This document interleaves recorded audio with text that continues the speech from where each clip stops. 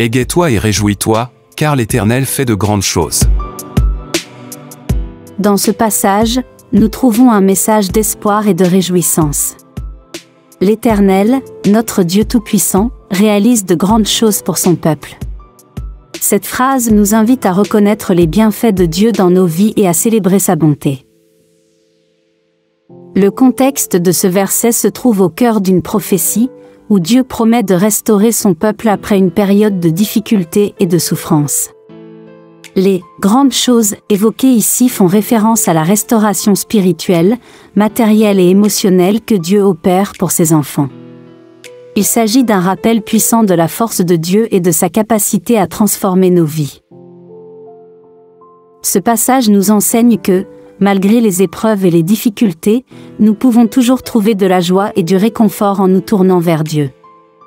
Il nous exhorte à nous égayer et à nous réjouir, car il est la source de notre bonheur et de notre paix intérieure. Comment pouvons-nous appliquer ce verset à notre vie quotidienne? Pour appliquer ce verset à notre vie quotidienne, nous devons d'abord reconnaître et apprécier les bienfaits de Dieu dans nos vies.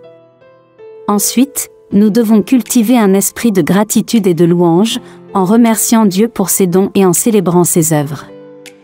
Enfin, nous pouvons partager notre joie et notre gratitude avec les autres, en témoignant de l'amour de Dieu et en encourageant ceux qui traversent des épreuves.